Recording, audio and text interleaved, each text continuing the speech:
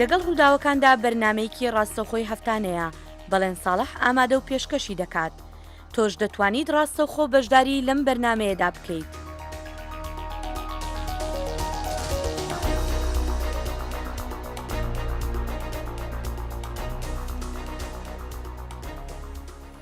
خۆشەویستانم ئەو کاتتان شاد خۆشاتنەوە بۆ بەرنمەیەکی نوێی لەگەڵ ڕووداوەکاندا لەگەڵ ئەوەدا کە بڕیار بوو ئەمڕۆ پێنجشەممە ئەنجامی فەرمی دەنگدانەکەی ڕۆژی شەممەی هەرێمی کوردستانی عراق ڕابگەیەنرێ، بەڵام کۆمیسیۆنی باڵای هەڵبژاردنەکان بە پێی ڕاگەیاندنی ئەندامانی کۆمیسیۆن وەک دەگوترێت لەوانەیە ئەنجامی کۆتایی هەڵبژاردنەکە بکەوێتە هەفتەی ئایندەوە.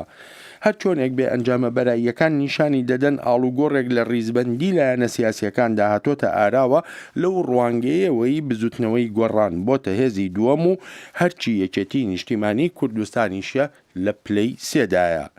ژمارەکان هەر چۆنێک بن، بەڵام ئاماژەکان وەها نیشان دەدەن هیچ یەکێک لە لایەنە سیاسیەکان بەبێ هاوپەیمانیکردن ناتوانێت کابینەی نوێی حکوومەت پێک بێنێ. وەلێ پرسیار لەوەدایە لە پاش ئەم هەڵبژاردنە کێ دەبێتە هاوپەیمانی کێ و پێکهاتەی هاوپەیمانێتی و هەروەها حکوومەتیش چۆن دەبن. لە بەرنامەی ئەمڕۆی لەگەڵ ڕووداوەکاندا میوانداری نووسەر و ڕۆژنامەوان دکتۆر ڕێبوار فەتاح سەرنووسەری ماڵپەڕی کوردش میدیا دەکەین. دکتۆر ڕێبوار، زۆر سوپاسی ئامادەبوونت دەکەم. دکتۆر ڕێبوار، بە پرسیاری یەکەم بەوە دەست پێ بکەین. بەڕای جەنابەتی یەکێتی کە ئێستا بۆتە با بڵین لە پلە سێدایە بەپێی ئەنجامە بەراییەکان، ئەگەرێک هەیە بۆ ئەوەی کە یەکێتی نیشتیمانی کوردستان ببێ بە ئۆپۆزیسیۆن لە 4 ساڵی داهاتوودا؟ بەخەنە ڕووی تیۆریەوە ئەگەرێک هەیە، بەڵام لە ڕووی عملیەوە ئەو ئەگەرە زۆر بەقوت نییە، چونکە یەکێتی نیشتیمانی کوردستان هێزێکەوە تا ئێستاش هەر وەکو هێزیە ماوەتەوە قەیناکە شکستێکی ناوە لە هەڵبژاردنەکانە، بەڵام هەتا ئێستا حەڤە ئەوەی من ئاگادار بم بەلایەنی کەمەوە حەڤە کورسی هەنێ لە پەرلەمانی کوردستانە لەبەرەوە هێزێکی کاریگەرە. ینی خۆگەر بێتە ئۆپۆزیسیۆن بەکارێکی خراپی نازانم، حەزەکەم ینی ئۆپۆزیسیۆنێکی بەقوت لە پەرلەمانی کوردستان هەبێت، هەر بۆ دیموکراتیەت خۆشی باشە، بەڵام تۆ لە زەحمەتە بێ بتوانێت حکوومەتی دابەزێ بە یەکێتی نیشتیمانی. باشە، ئەگەر ئەم جاریان ئۆپۆزیسیۆنەکان بوون بە بەشدار لە دەسەڵاتدا، دکتۆر، ئەم 4 ساڵەی داهاتوو ڕۆڵ و سنگی ئۆپۆزیسیۆن چۆن دەبێت لە پەرلەماندا؟ پرسیارێکی ئاڵۆزە، یعنی ئەگەر ئێستا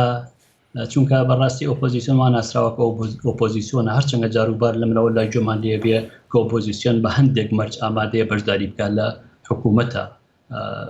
ئێستاش واقعیشی واتەتە پێشەوە بە تایبەتی کە گۆڕان بۆ بەهێزی دووەم لە دوای پارتی، ینی ئەگەرێکی گەورە هەیە کە پێشەوە پێ بە بچێتە ناو حکوومەتەوە.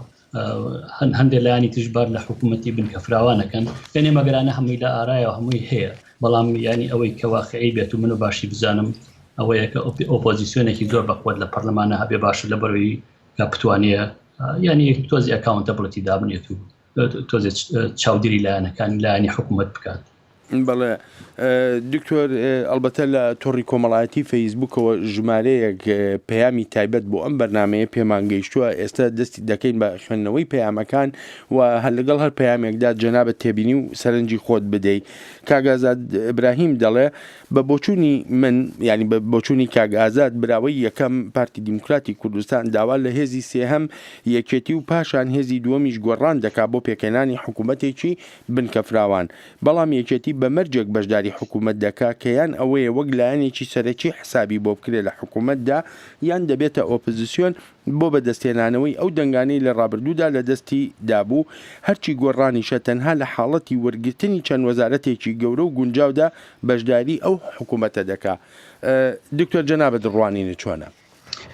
پرسیارێکی جوانە، من ینی نازانمەگە گۆڕانکارێکی زۆر گەورە ناوێشێتی نیشتیمانیە لە سەرکرداتێکی نیشتیمانیا بێتە ئۆپۆزیسیۆن، بەڵام من ئەوەی بەڕاستی چاودێری ڕووداوەکان بکەم یەکێتی نیشتیمانی بەشداریەکە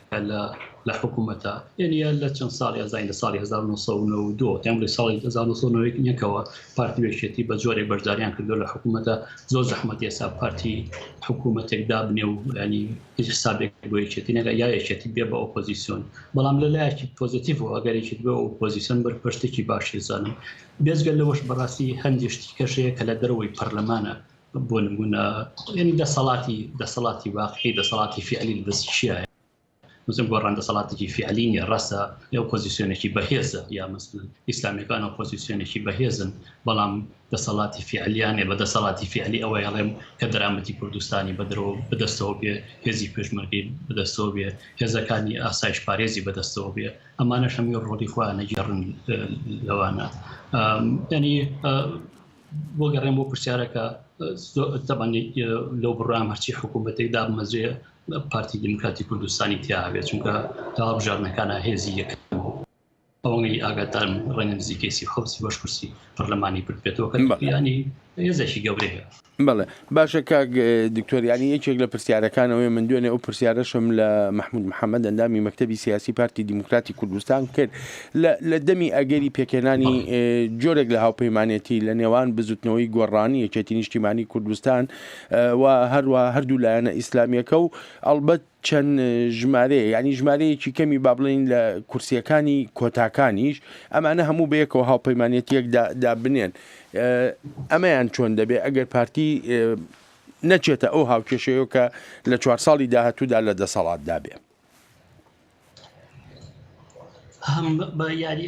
لێرە کێشەیەکی زۆر گەورە هەیە ڕەنگام کێشەیە دوو لای هەبێ لایەکیانەوەیە کە وەکو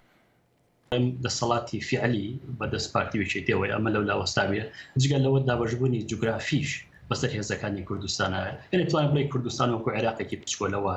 بۆن پارتی دیموکراتی کوردستان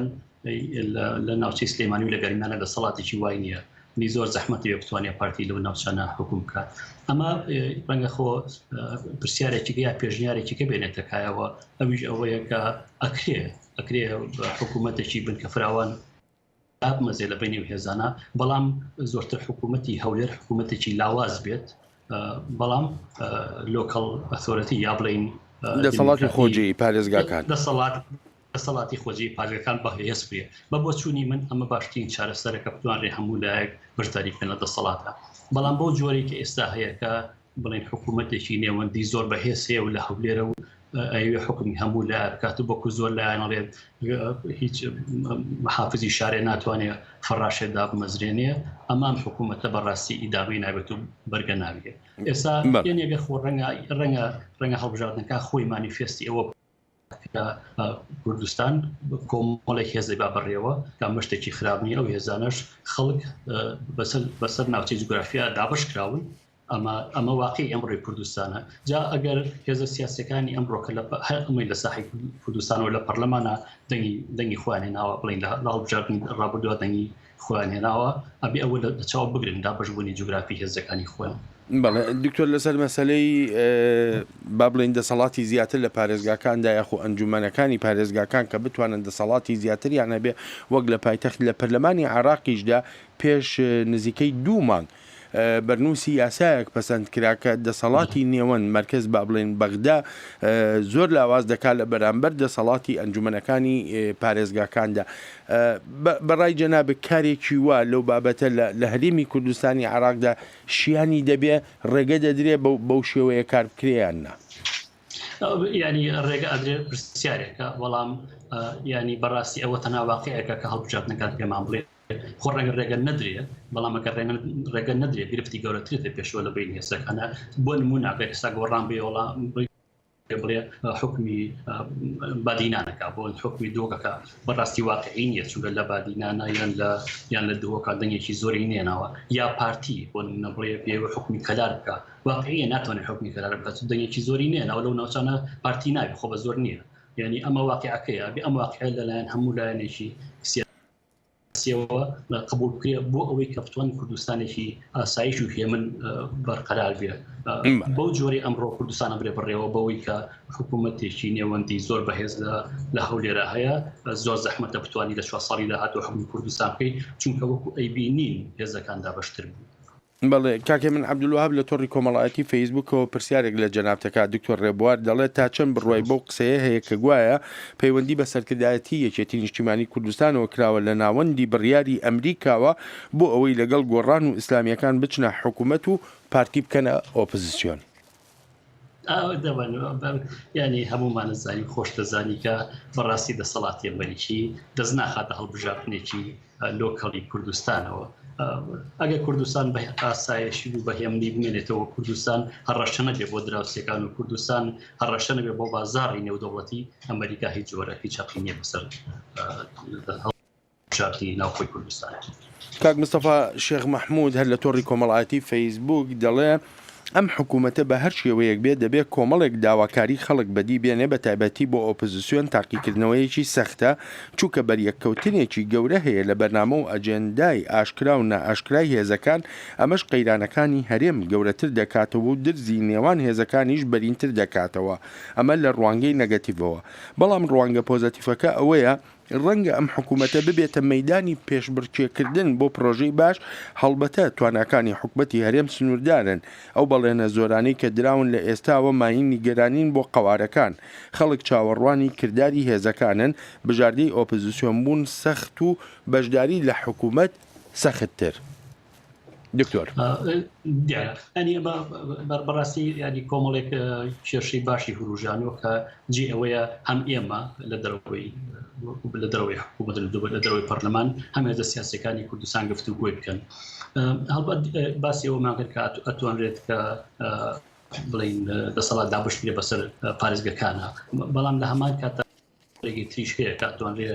دەسەڵات دابشتێ بەسەر وەزارەتەکانە بۆ نموناگە وەزارەتی ڕۆشنبیری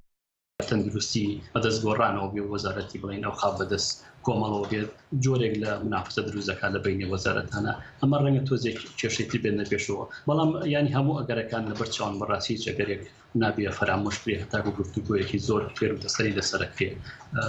بۆ ئەوە کە ئایا پێشبڕچی ئەکرێ بە بۆچوونی من ئەگەر دەسەڵا بە جۆرێکی وا دابش بێت بۆ منە بەسەر پارێزەکانە بەسەر ناوچەکانە بەسەر قەزاکانە ئەو وەختە پێشبڕکێکی زۆر باشە بێت لە بینی شارەکانە بۆ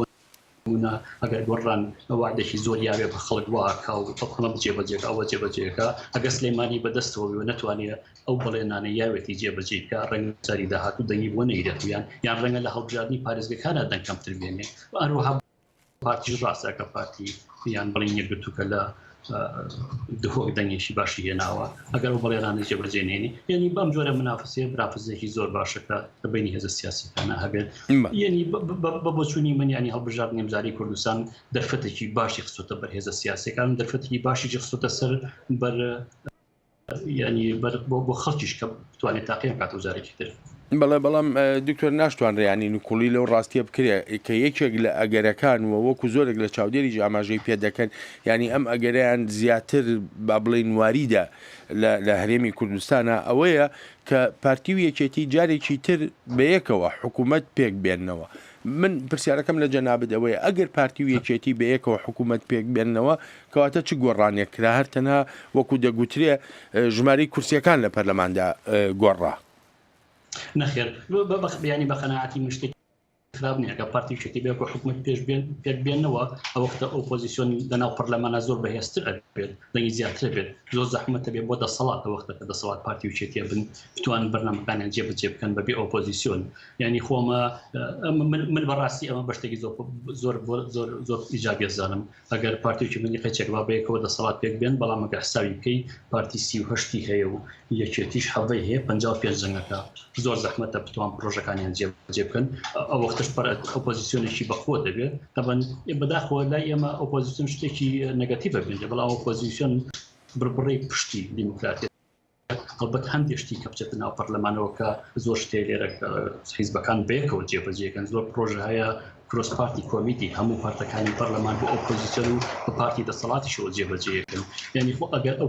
ئۆپۆزیسیۆن بتوانێت ئەو کللتورە بەرێتە ناو پەرلەمانی کوردستانەوە من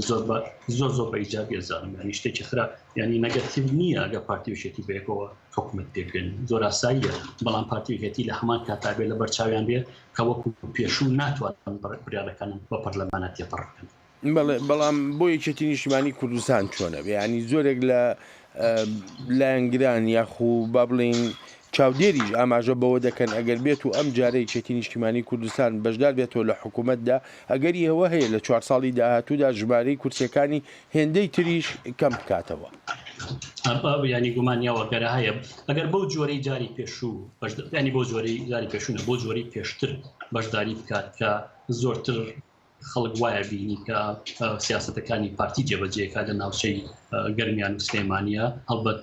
شکستی گەورەترە خۆیەتی بەڕاستی ڕەنگە لە هەڵبژاردنەکانیدا دۆشەر نیە هەڵبژاردی 4 ساڵی داهاتوو ڕەنگە هەڵبژاردننی پارێزگەکانە شکستی گەورە بووە ئەگەر ئەچێتە ناو حکوومەتەوە هەڵبەتە بێ بە ئەجەندەیەک و پەرلەمانێ بە زۆرێکی کە بچێتە پەرلەمانە بێجندێکی جیاوازیە بێ سیاستێکی جیاوازیە بێ بێسەر بە خۆی پارێزێ بەڵام ئەوەی کە دژی ئەمەیە و بڵین لە بەختی ڕەشیەکێتیە ئەوەیە کە یەکێتی دایما بیرێخێتەوە کە بەڕاستی کورسێکی زۆری نهێناوە بتوانێت قەپاڵی گەورە بگرێت ئەوەش گرفتێکی زۆر گەورەیە لەبەرەوە ڕەنگە لە بەرژەوەندی یەکێتی بێ لەگەڵێکی لە هێزەکانی تایەک بگرێت مەبەستن پارتی نیە لایەنێکی ترە یانەوە تا بگە بە ئۆپۆزیسیۆن ئەجینا بەڕاستی بۆ یەکێتی زۆر زەحمەتی ئێستا بێ لەو بڕوایان برادرێنێتی خۆشیانەوازن. دکتۆر ڕێبوار کاکسەپان کوردی ئەویش پەیامێکی بۆ نردوین دەڵێ ئەوی ڕاستی بێ ئەوەیە ئێستا لایەنەکانی دەرەکی بە تایبەتی ئێران و تورکیا دەیانەوێت شەڕی خۆیان لە کوردستان بە کورد بکەن ئەگەر ئەم حیزبە کوردیانە ڕاست دەکەن با بۆ جارێک لەگەڵ نەتەوەی کورد ڕاستگۆ بن پێڵاوی یەکتریان بەلاوە گەورەتر و بەڕێزتر بێت لە تاجێک کە داگیرکەرانی کوردستان بە تایبەتی ئێران و تورکیا بەڕواڵەت پێیان دەبەخشن با بە دڵفراوانیەکی زۆرەوە بەپێی کارامەیی و لێهاتوویی کەسەکان وەزارەتەکان دابەش بکەن تێبکۆشن ئەوەی 2700 ساڵە کورد خەونی پێوە دەبینێ بێتە دی بە هاوبەشی یەکتر چارەسەری کێشەکان بکەن هێزی بەرگری کوردستان پێک بێنن پەرلەمان وەک پەرلەمان و ماڵی نەتەوە بە یەکەوە ئیدارە بکەن کێشەی دابەشکردنی سەروەت و سامانی کوردستان بە پلانێکی درێژخایەن چارەسەر بکەن ئێمە بەداخەوە هەمومان تەنیا چاومان بڕیوەتە هێندێک بەرژەوەندی تایبەت کە حیزبەکان بۆ خۆیان گلداوە بەڵام چاومان لە ئاستی خەتەرێکی زۆر گەورە کوێرە کە هەڕەشە لە بوونی کوردستان و کوردیش دەکا. دیارامە کۆمەڵی کێشەی زۆر جیاوازی هوروژان و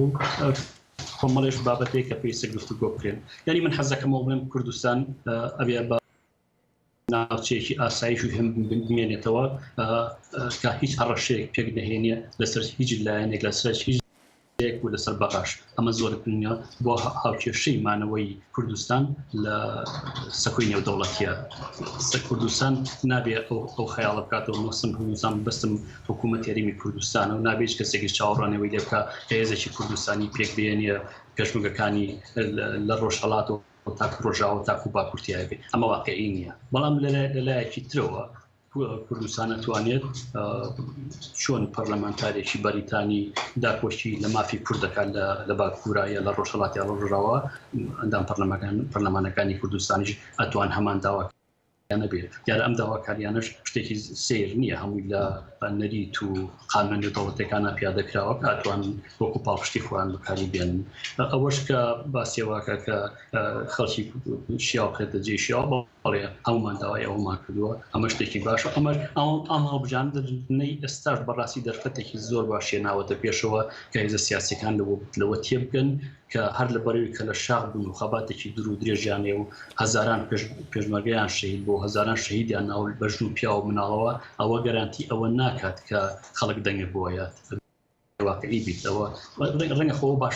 باشترین ستیتمنتێکی یا باشترین گوتەبێکی بتوانێت کە هەر لەبەرەوەی مێژووی دوور و درێژی خەباتێ معنای نیە توانی خەڵک دەنگ بێەوە گەرانتی بخە چونکە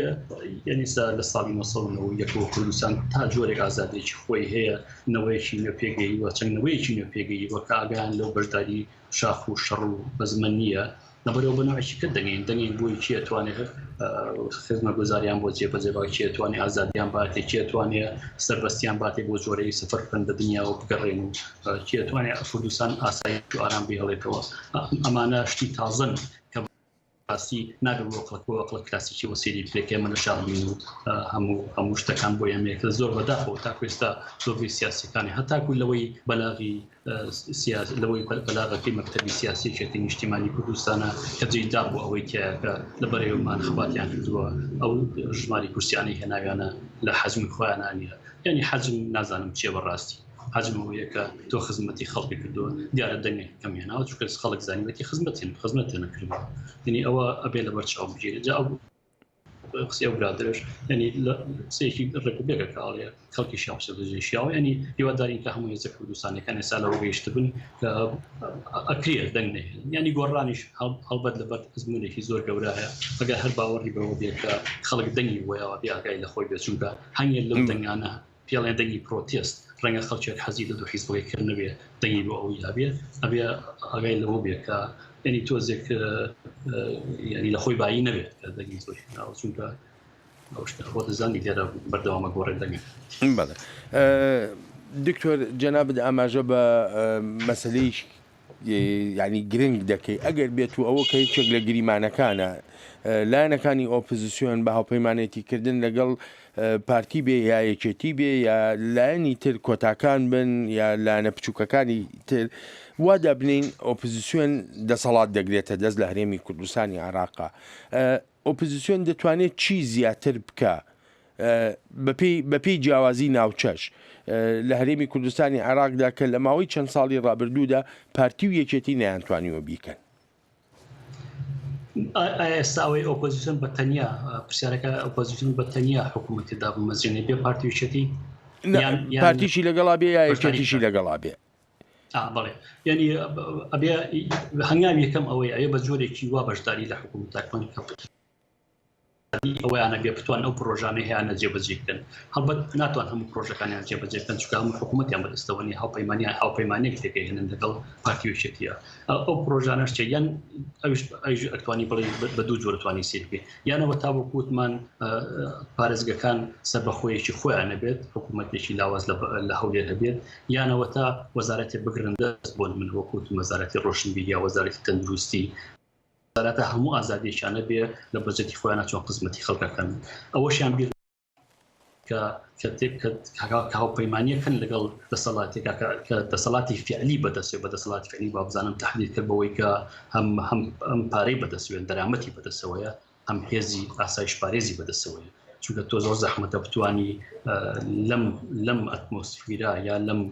لەم کەشا بایباڵی خۆ بێت زۆر زەحمەتە چونکە ئەتوانی زۆر پرۆژە ئەتوانی تێک بێتەوە منە پێشتر دیمان کە وەزیرێگای ویست خزمەتی خەڵک کات بەڵام بەردەباران نەکرا نی ئەمانە ئەگەری ئەمانە بێ هەمووی پێشەوەی بەشداری دەسەڵات بکەن ئەجینا شکستی زۆر گەورەیان کە شکستی گەورەشیان هێنا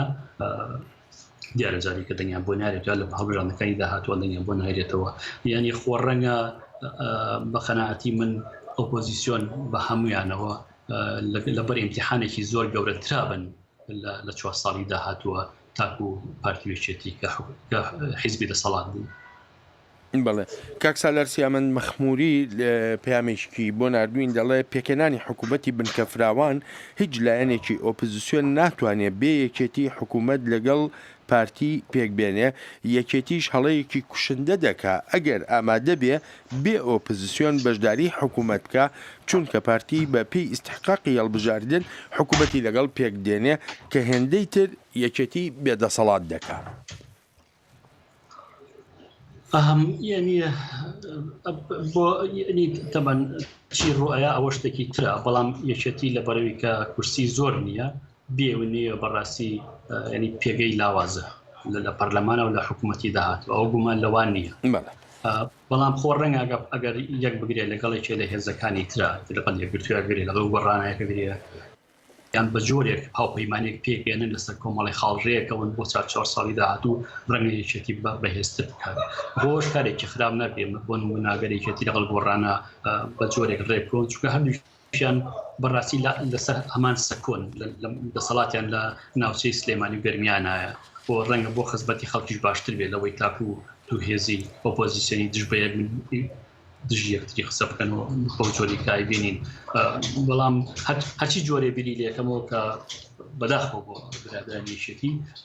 بیری لێکرد و پێشێتی بەڕاستی یعنی پێگەی لاوازە. بەڵێ خۆشەوی کەمال محەممەد فەرج مامۆستای زانستە سیاسیەکانە لە زانکۆی سلێمانی ئەوش پامێکی تایبەتی بۆ نردوین دەڵێ هەموو ئەگەرەکان بە ممکندا دەنێ بەڵام هیچیشان بێکێشە نابن بۆیە دەیەوێت کەمێک لەسەریان بڕات و ئەگەرەکانی جیا کردوەوە بۆ 4 خاڵ. یەکەمیان ئەگەر یەکەم پێکێنانی حکوومەت لە هەر یەک لە پارتی و یەکێتی و گۆڕان لەلایەک ئۆپۆزیسیۆن لەم خولەدا لاواز دەکا و لەلایەکی تر بۆ هەڵبژاردننی ئایندە دەنگەکانی ئیسلامی سیاسی زۆرتر دەبن کە وەک تەنها هێز لە دەرەوەی دەسەڵات دەمێنێتەوە ئەمەش وەکو کاکخۆشەوی دەڵێ بە مەترسی بۆ سەرخودی دیموکراسیت و پرۆسی دیموکراسی دەزانێ. شیانی دووەم کە باسی دەکا دەڵێ پارتی یەکێتی لەگەڵ بڵین لایەنەکانی تر کەمە نەتەوایەتیەکان ئەوەی کردووە ئاماژەی پێکردووە مانای بەردەوامبوونی هەمان سیاست کە خەڵک لی ناڕازی بوون بە دەنگەکانیان ئەمەیان نیشاندا مانای ڕێزنەگرتن لە دەنگدان. ئەنجامەکان مانای پێکێنانی حکوومەت لەلایەنێکی دۆڕاو گەر هەڵبژاردنینەوە و دوو لە بەرچاو بگرین ئەوە دەبن بە دوو لایەنی دۆڕاویش و فەرامۆشکردنی گۆڕان و ئیسلامی سیاسی کە دوو لایەنی براون ئەمەش دیسانەوە زەرەر بە دیموکراسیەت دەگەیەنێت و جێگەی یەکێتی لەناو ئەو حکوومەت و لە هەڵبژاردننی ئایندەشدا هێندەی تر لاواز دەکا. خاڵی سێم کە ئاماژەی پێدەکا پارتی و گۆڕان و کەمە نەتەوایەتیەکان ئەم ئەگەرە و دوای ڕووداوەکانی دووشەممە شەوەکەی دووشەممە با بڵێن مەترسی دروستبوونی قەیران و شەڕ دەێنێتە ئاراوە بە تایبەتی وا دەردەکەوێت کە هەندێک هەن نانەوێت دۆڕاندن قوبول بکەن. خاڵی چوارەمیش دەڵێ پارتی یەکێتی وەلایەنێکی ئیسلامی ئەمەش وەکو کاکخۆشەوی دەڵێ مانای فەرامۆشکردنی دەنجی سلێمانی و قوڵکردنەوەی ئەو کێشانەیە کە خەڵکی سلێمانی لەگەڵ حزبەکانی دەسەڵاتدا هەیەە. دکتۆر جەنابەت چ جۆرە ڕوانینێک هەیە لەسەر ئەو 4 گریمانەی کە کاکخۆشەوی باسیەکان؟ کەمێک هەستەکەم بێهیوایی پێوە دیارە هەڵبەت حقی خۆیت کاکخۆشەوی کە کەمێک بێهیواێ بەڵام ینی بۆچی پێڵی دۆڕان ینی من بە قەناعەتی من ئەمە ینی زەنگێکی بە ئاگاهێنەرەوە بووە بۆ لایەنەکان کە بەڕاستی خەڵک نەنووسۆ کە خەڵکێکی وریایە بە پێچەوانی هەموو ئەو بۆچوون نووسیانەکە ئێمە دیمانە و بۆچوونەکانەوەی خەڵکێکی وریایە ئەگەر خزمەت نەکرێن دەنگە بۆ نایە دەرفەتێکی باشی هێناوەتە پێشەوە بۆ یەکێتی کە بتوانێت لە 4 ساڵی داهاتوە هەم بە خۆیان بچێتەوە هەم بە سیاسەتی خۆیان بچێتەوە. ئەگەرەکان هەموو کراون لە بەردەمی پەرلەمانە دامەزانی حکوومەتی داهاتووە وابزانام زۆری من ینی هیچیان بە نەگەتیڤێکی وان نازانم کە کاریگەرێکی وا بکاتە سەر دیموکراسی بە پێچوانەوە کوتم ئەگەر هەر تەنانەت پارتیوێکێتیش بەیەک و حکوومەتێدا بنێن ئەوەختە حکوومەتێکی لاوازە بێ ئۆپۆزیسیۆنێکی زۆر بەهێز دەبێت ڕەنگە بۆ دیموکراتیت باش بێت هەندێک شتێک ڕەنگە ئۆپۆزیسیۆن بێتە بە چاودێرێکی زۆر بەهێز بۆ ئەگەر هەمووشیان بەشدا تاریکن لە پەرلەمانەکە من بەڕاستی هەم لە حکوومەتدا بەخشە کە من بەڕاستی لەگەڵیانی نامەوێت ینی وەکو دیموکرات خوازێک حەز ناکەم پەرلەمانی ئۆپۆزیسیۆنی تیان نەبێت بەڵام ئەتوانن وەکوتمان بە جۆری قوتی خوال بە جۆری جوگرافی دابشی بکەن کاوێشینی بڵێن یان چیپیڵی ناوەی پارێزگەکان بێت یان دەسەڵاتی پارێزگەکان بێت. بەڵێ کاکەریم مەناف دەڵێ حکوومەتێکی نیشتیمانی بنکەفراوان ئەگەرێکی زۆر بەهێزە بۆ 4 ساڵی داهاتوو لە هەرێمی کوردستانی عێراقدا من لەگەڵ ئەو ڕوانینەی کەریمیشدا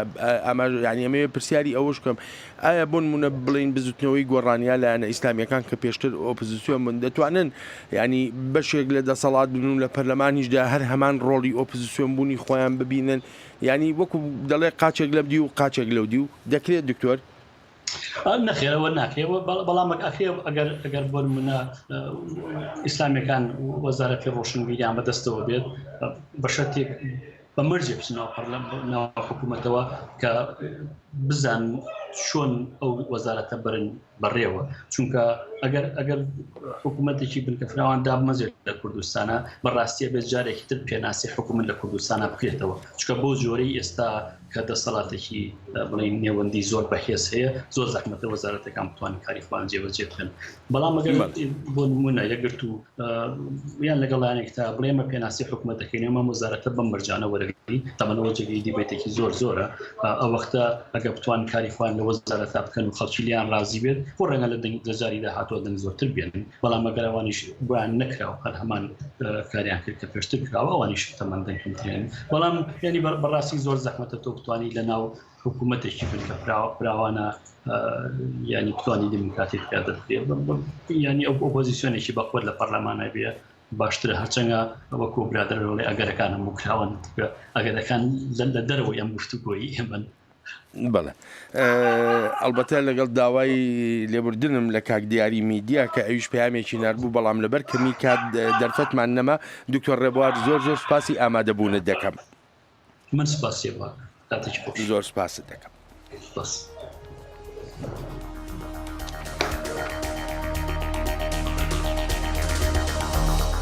لەگەڵ ڕووداوەکاندا لە بەشی کوردی دەنگی ئەمریکاوە پێشکەش کرا.